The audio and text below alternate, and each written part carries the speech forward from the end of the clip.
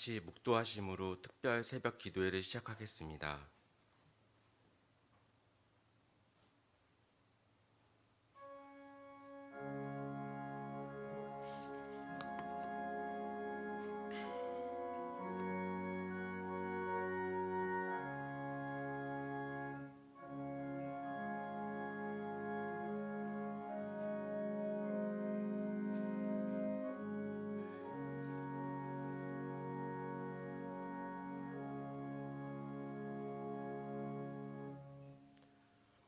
사도신경으로 우리 신앙을 고백하겠습니다. 나는 전능하신 하나님 아버지 천지의 창조를 믿습니다. 나는 그의 유일하신 아들 우리 주 예수 그리스도를 믿습니다. 그는 성령으로 잉태되어 동정녀 마리아에게서 나시고 본디오 빌라도에게 고난을 받아 십자가에 못 박혀 죽으시고 장사된 지 사흘 만에 죽은 자 가운데서 다시 살아나셨으며 하늘에 오르시어 전능하신 아버지 하나님 우편에 앉아 계시다가 거기로부터 살아있는 자와 죽은 자를 심판하러 오십니다. 나는 성령을 믿으며 거룩한 공교회와 성도의 교제와 죄를 용서받는 것과 몸의 부활과 영생을 믿습니다. 아멘. 찬송가 545장 다 같이 찬양 드리겠습니다.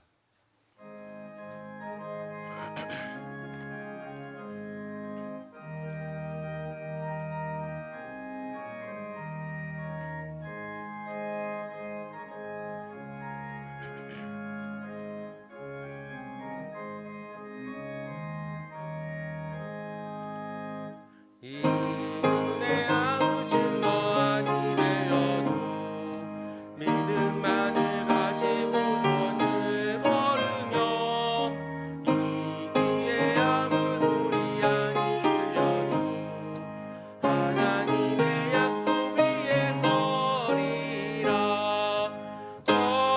걸어가세 믿음 위에 서서 나가세 의심 버리고 걸어가세 믿음 위에 서서 눈과 귀에 아무 증거 없어도 이 눈에 보기에는 어떠하든지 이미 얻은 증거대로는 믿으며 이 맘에 의심 없이 살아갈 때에 우리 소원 주 안에서 이루리. 걸어가세 믿음 위에 서서 나가세 의심 버리고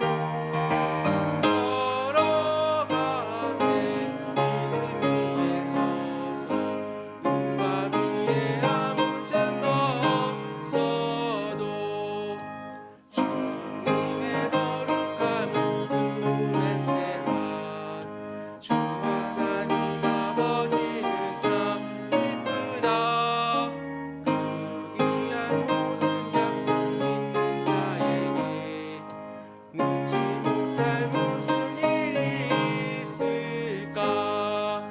걸어가세 믿음 위에 서서 나가세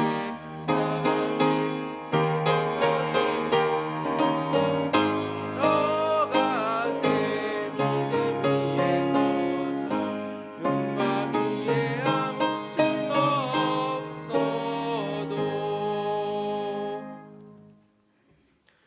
우리를 대표해 전정호 권사님 나오셔서 기도해 주시겠습니다.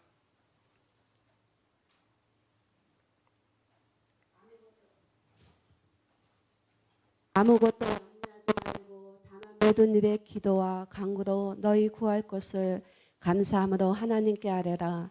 감사절과 수험생을 위한 특별 새벽 기도회로 인도하신 하나님께 감사합니다. 우리들의 안고 서심을 하시는 하나님, 코로나19로 참으로 힘들었지만 하나님의 백성들의 믿음을 굳세게 하시고 이 땅의 교회의 다음 세대를 살리시고 환우들의 건강을 회복시키시며 모든 가정의 복과 형통함을 주옵소서. 하루속히 코로나가 종식되어 예배가 회복되고 하나님의 자녀들로 이 자리가 차고 넘치게 하옵소서. 주님, 수험생들을 위해서 기도합니다. 어려운 환경 속에서 공부했습니다. 주님이 도와주시옵소서. 우리 학생들 먼저 건강과 지혜와 분별의 영을 허락하셔서 실수하지 않고 시험 잘 봐서 그들이 원하는 꿈을 이룰 수 있도록 도와주시옵소서. 늘 말씀으로 인도하시는 목사님 강건케 하시며 이 시간 권능의 영으로 함께 하셔서 그 말씀으로 말미암아 행함과 믿음이 같이 가는, 그래서 하나님을 기쁘게 할 수 있는 성도 되기를 원합니다. 항상 감사가 넘치게 하시며 십자가에 흘리신 보혈로 구원을 이루신 예수님의 이름으로 기도드립니다. 아멘.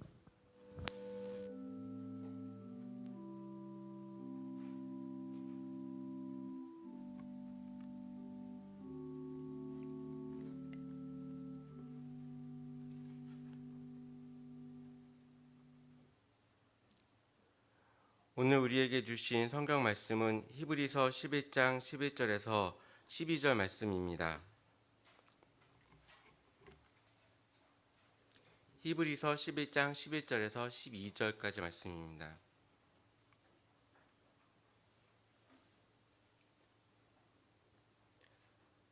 봉독하겠습니다.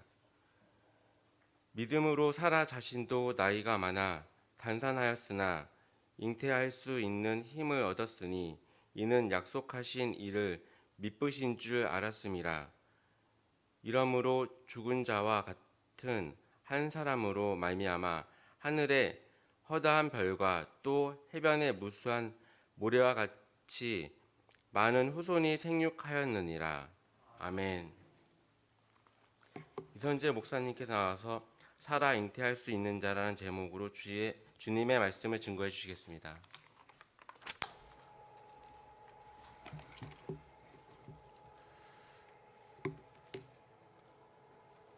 할렐루야. 오늘도 하나님의 은총이 여러분 가운데 함께 하시기를 바랍니다. 아벨은 신실한 삶으로 하나님께 더 나은 제사를 드린 사람이고요. 에녹은 하나님과 동행함으로 하나님을 기쁘게 해드린 사람이고, 그 다음에 노아는 하나님을 경외함으로 방주를 지어서 지구를 살린 사람이고요. 그리고 아브라함은 순종함으로 갈 바를 알지 못하고 나아갔지만 나중에 믿음의 조상이 되었던 사람입니다. 오늘은 사라입니다. 사라는 어떤 사람일까요? 주중에 어떤 분과 대화를 나눴어요. 이런 말씀을 하십니다. 목사님, 아내가 아니었으면 저는 이렇게 주님을 위해서 봉사할 수 없을 겁니다. 아내가 제가 주님을 봉사할 수 있도록, 주님께 봉사할 수 있도록 이렇게 잘 도와주고 한 번도 말린 적이 없습니다 라고 얘기를 해요. 그러면서 결혼 잘 하셨다, 결혼 잘했다 라는 얘기를 하시더라고요. 그 순간 저도 아내를 생각했어요. 그리고 남편의 목회를 위해서 항상 자신을 희생하는 아내에게 고마운 마음이 들더라고요. 부부는 두 사람이 부부가 되었다는 건 기적과 같은 일입니다. 하나님이 맺어주신 거죠. 그리고 함께 사는 것이죠. 부부는 인생을 함께 사는 존재입니다.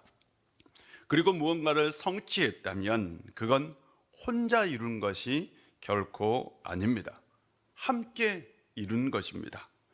아브라함도 마찬가지입니다. 아브라함은 믿음의 조상이 되었습니다. 복의 근원이 되었고 나중에 큰 민족을 이룹니다.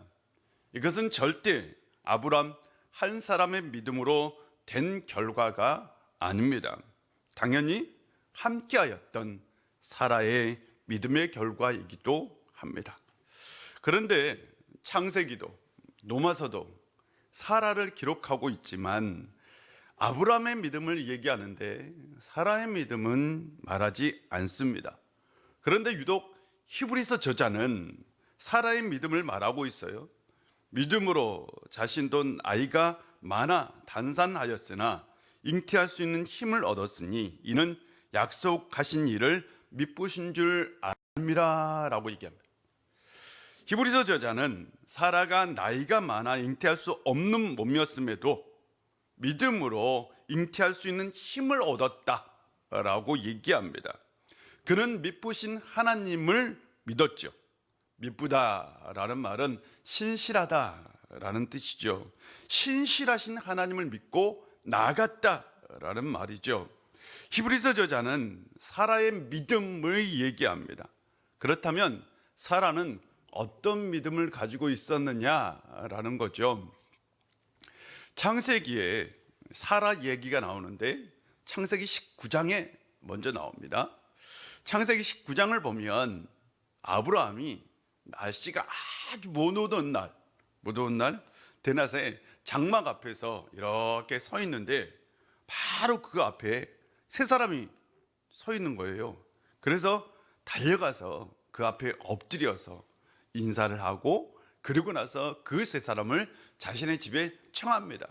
그리고 나서 맛있는 음식을 대접해요. 그때 그 세 사람이 이렇게 얘기합니다. 내 아내 사라가 어디 있느냐라고 물어요. 그래서 아브라함이 대답하죠. 지금 장막 아래에 있습니다. 당연히 장막 안에서 음식을 준비하고 있었던 거예요. 그때에 이 세 사람 중에 한 사람이 이렇게 얘기합니다. 내가 내년 이맘때쯤 반드시 돌아오겠다. 내게 오겠다. 그때에 내 아내 사라가 아들을 얻을 것이다 라고 얘기합니다. 아들을 낳을 수 없는 얘기예요. 근데 아들이 있을 것이다 라고 얘기합니다. 사라가 장막 뒤에서 이 얘기를 듣고 있었습니다. 사라가 이 얘기를 듣고 속으로 웃었어요. 왜 웃었어요? 이런 생각을 가지고, 내가 이렇게 늙어서 기력도 없고 내 주인도 늙었는데 내가 과연 그런 기쁜 일이 내게 있을까? 라고 생각하고 웃었어요. 그때에 바로 그 세 사람 중에 한 사람이 이렇게 얘기합니다. 사라는 왜 웃으며 내가 이렇게 늙었는데 정말 아이를 낳을 수 있겠느냐라고 하느냐?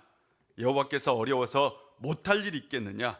내년 이맘때쯤 곧 정해진 때에 내가 돌아올 것이며 사라에게 아들이 있을 것이다 라고 또 얘기합니다. 그때 사라가 거짓말을 해요. 저는 웃지 않았습니다. 아니, 내가 웃었다 라고 얘기합니다. 사라는 웃을 수밖에 없었죠. 아이를 낳지 못하는 원인이 남편에게 있는 것이 아니라 자신에게 있다는 걸 하갈이 증명해 주었어요. 하갈. 그녀가 하갈을 학대한 건 어떻게 보면 자신이 아이를 낳을 수 없다는 사실을 증명해 주었기 때문인지도 모릅니다. 하갈을 통해서 분명 자기 자신에 대해서 자각하게 된 거죠. 자신 때문에, 자신에게 원인이 있어서 그래서 아이를 얻을 수 없다는 걸 하갈을 통해서 비로소 알게 된 거죠. 자신은 불임의 여성이었어요. 그래서 그녀는 천사의 말을 믿을 수가 없었습니다. 평생 아이를 낳지 못하는 여인이 어떻게 아이를 낳을 수 있겠어요? 그녀는 천사의 말을 신뢰할 수 없었습니다. 그래서 이 사건을 보면 마치 사라는 믿음이 없는 여인처럼 여겨집니다.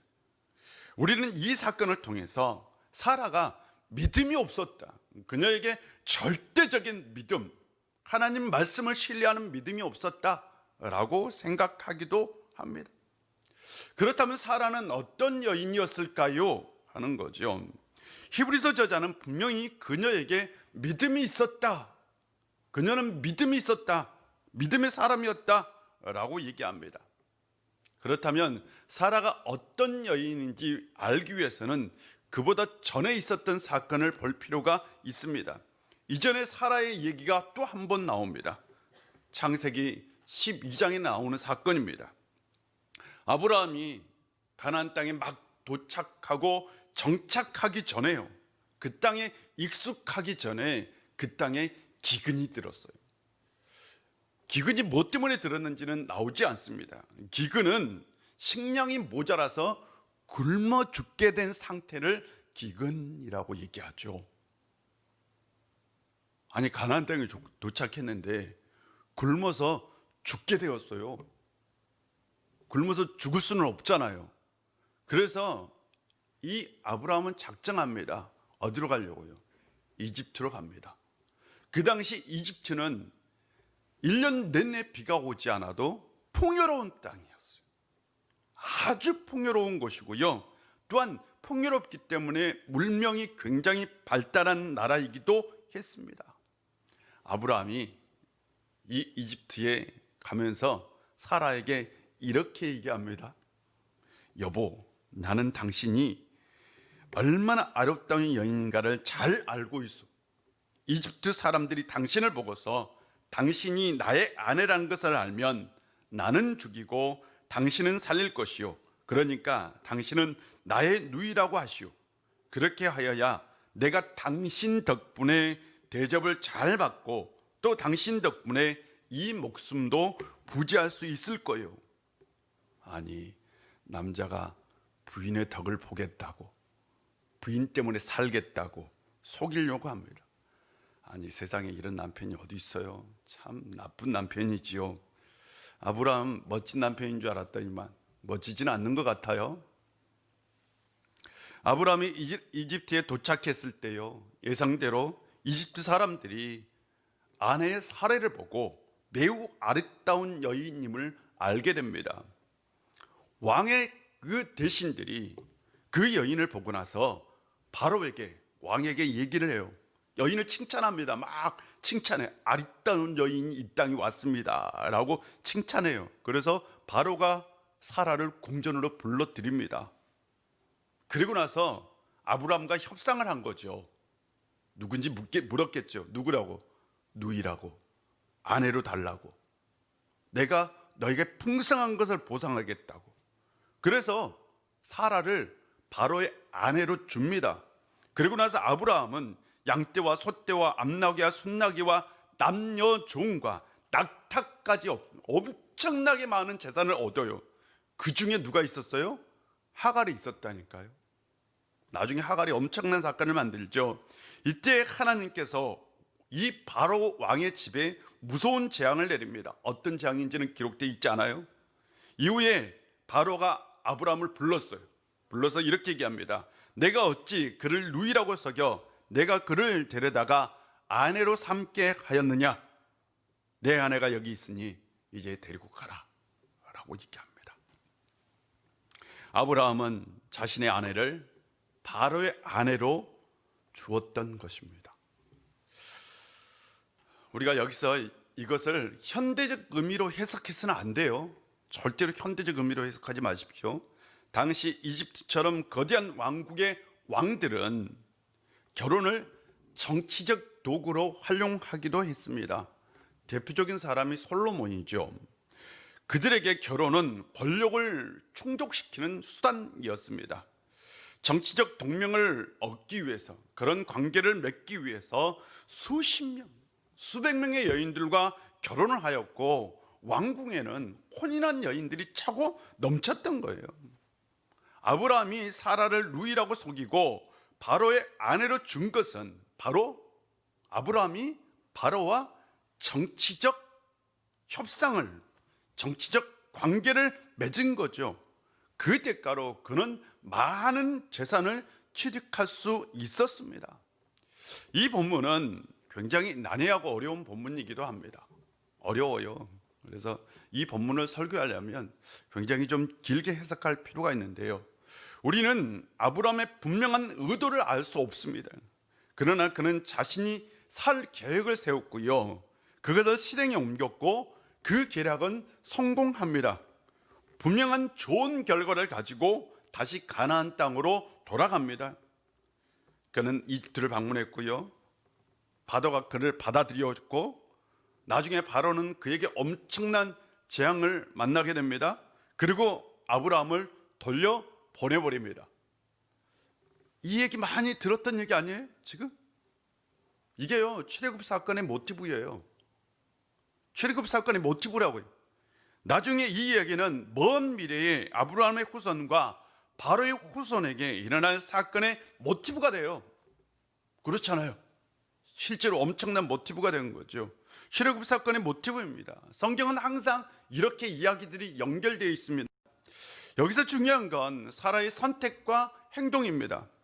왜 그녀는 아브라함의 계략에 동조하였을까? 남편의 계략에 동조하였느냐라는 거죠. 어쩔 수 없는 여자의 운명이었다고요? 여자의 숙명이다. 그 당시 어쩔 수 없는, 그냥 남편의 명령에 순종하기 위해서? 아니요. 분명한 건 사라는 그것을 선택한 겁니다. 그녀는 자신의 희생을 선택한 거예요. 자신의 희생을 통해서 죽어가는 가족을 살리려고 했던 거죠. 성경을 보면 하나님은 사라의 일로라고 얘기합니다. 사라의 일로 바로와 그 집에 재앙을 내립니다. 하나님은 사라가 자신을 희생했다는 것을 본 거죠. 그녀는 자신의 희생을 통해서 가족을 살리려고 했습니다. 실제로 그것으로 인하여 아브라함은 부자가 되었어요. 나중에 가나안 땅에 돌아갔을 때에 부자가 되어서 갑부가 되어서 롯과 함께 할 수 없게 되었어요. 그래서 롯과 또한 헤어지는 사건이 되기도 합니다. 나중에 롯과 헤어져서 롯이 또한 어려움에 처하게 되기도 하죠. 사라는 자기 희생을 통해서 가문을 살린 것입니다. 그녀는 남편의 선택에 자기 자신을 희생했습니다. 하나님은 그걸 보셨어요. 하나님은 지금 그걸 보고 계셨던 겁니다. 이 얘기가요, 성경에는 한 번 더 기록되어 있습니다. 창세기 20장을 보면 아브라함이 그랄 땅이라는 곳으로 갑니다. 왜 갔는지는 또 몰라요. 그런데 그는 살기 위해서 그 땅에 왕이 있었는데 그 왕에게 또 사라를 누구라고 속여요? 자신의 누이라고 속입니다. 자신의 누이라고. 그래서 그 아비멜렉이 사라를 데리고 또 아내로 데리고 갑니다. 그때 하나님께서 그에게 나타나요. 내가 데려간 여인으로 말미암아 너는 죽을 수도 있다. 그 여인은 남편이 있는 여자다 라고 분명하게 얘기해 줍니다. 사라는 항상 남편의 선택에 순종하죠. 그건 분명 자기 희생이었습니다. 하나님은 바로 그걸 보고 계셨어요. 그걸. 그리고 나서 이 사건 후입니다. 바로 이 사건 후에 하나님은 불임의 여성이었던 사라의 태를 열어서 그녀로 하여금 임신하게 합니다. 그리고 그녀가 이삭을 낳았고요. 이삭을 낳게 된 결정적 사건은 뭐냐? 사라의 자기 희생이 있고 난 다음입니다. 히브리서 저자는 사라가 믿음으로 나이가 지나서 수태할 수 없는 몸이었음에도 임신할 능력을 갖게 되었다. 그렇다면 사라가 가지고 있는 그 믿음은 무엇이었을까요? 하는 거죠. 사라가 가지고 있는 그 믿음은 자기 희생입니다. 그녀는 신실하신 하나님을 믿었고요. 그 신실하신 하나님 앞에 자기 자신을 드렸던 겁니다. 사라는 자기 자신을 희생의 제물로 드렸어요. 하나님은 그것을 보시고 그녀에게 태문을 열어주셨고, 그녀는 평생 자신이 경험하지 못한 놀라운 기적, 출산을 경험하게 됩니다. 그녀의 희생이 기적을 만들고 아브라함이 믿음의 조상이 되는 길을 열었습니다. 그녀의 믿음으로 하나님의 약속이 성취된 거죠. 사라의 희생이 없었다면 절대로 아브라함은 믿음의 조상이 될 수 없었고 하늘의 별과 같이 바다와 모래 같은 자손을 얻을 수 없었습니다. 그러므로 아브라함의 믿음으로만 된 것이 아니라 사라의 믿음과 합하여 하나님의 약속이 성취된 거죠. 사라가 보여준 믿음은 하나님을 향한 자기 희생입니다.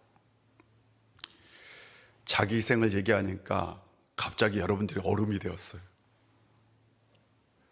자기 희생은 예수님께서 보여주신 십자가의 사건이기도 합니다. 예수님은 십자가를 통해서 온 인류를 구원하셨고요. 사라는 자기 희생을 통해서 가족을 구원하고 믿음의 조상이 되는 길을 열어놓았던 겁니다. 믿음은 항상 자기 희생을 요구합니다. 믿음은 자기 희생의 속성을 가지고 있습니다. 자기 희생이 없이는 진정한 믿음의 길을 걸을 수 없습니다. 우리가 믿음으로 산다는 건 때로는 자기 자신을 희생하는 겁니다. 하나님은 그 이후에 기적을 만들고요, 그 이후에 상상할 수 없는 놀라운 믿음의 역사를 만들어냅니다. 하나님은 자기 희생 위에 자기의 약속을 성취하십니다. 사라의 자기 희생이 없이는 아브라함을 향한 하나님의 약속이 물거품이 되었을 것입니다. 왜 믿음이 흔들릴까요? 코로나와 같은 사태가 올 때에 왜 믿음이 흔들리냐고요? 자기 자신을 희생하려고 하지 않기 때문이 아닐까요? 자기 희생의 길을 가려고 하지 않기 때문일 수 있습니다. 때로 믿음은 희생을 요구합니다. 믿음을 바로 세운다는 건 자기의 희생의 길을 걷는 것이기도 합니다. 하나님은 바로 그 이후에 우리 위에 기적을 만드시고 복을 주십니다. 희생이 당장 내 손에 있더라도 나중에는 엄청난 결과를 만들 수 있습니다. 이 믿음의 길을 걸어가는 성도님들 되시기를 주의 이름으로 축복합니다. 기도하겠습니다. 아버지 하나님, 오늘도 우리 가운데 함께 해주시고 은혜 주셔서 감사드립니다. 사라가 자기 희생을 통해서 가문을 세우고 또한 하나님의 약속을 이루고 그리고 나서 믿음의 조상이 되는 길을 가게 됐던 것을 우리가 말씀으로 나누었습니다. 아버지 하나님, 우리가 사라처럼 진정한 믿음의 길을 걸어갈 수 있는 저희들 되게 하여 주시옵소서. 한 주간 우리의 믿음을 다시 바로 세워주시고 또한 우리로 하여금 인생의 위대한 역사를 만들며 나아갈 수 있도록 우리의 인생에 기적을 허락하여 주옵소서. 아버지 하나님, 한 주간 우리 우일의 모든 성도인들 함께하여 주시고 건강의 복, 물질의 복, 평강의 복을 주옵소서. 환우들 기적으로 고쳐주시고 수험생들에게는 지혜와 명철함을 주셔서 꼭 꿈을 이루게 하여 주옵소서. 아버지 하나님, 이 새벽에 우리가 간절히 기도할 겁니다. 우리 기도에 함께하여 주시고 역사하여 주셔서 마음을 열고 또한 하나님을 향한 열정을 가지고 기도할 수 있는 저희들 되게 하여 주옵소서. 예수님의 이름으로 기도합니다. 아멘. 하늘에 계신 우리 아버지, 아버지의 이름을 거룩하게 하시며 아버지의 나라가 오게 하시며 아버지의 뜻이 하늘에서와 같이 땅에서도 이루어지게 하소서. 오늘 우리에게 일용할 양식을 주시고 우리가 우리에게 잘못한 사람을 용서해 준 것 같이 우리 죄를 용서하여 주시고 우리를 시험에 빠지지 않게 하시고 악에서 구하소서. 나라와 권능과 영광이 영원히 아버지의 것입니다. 아멘.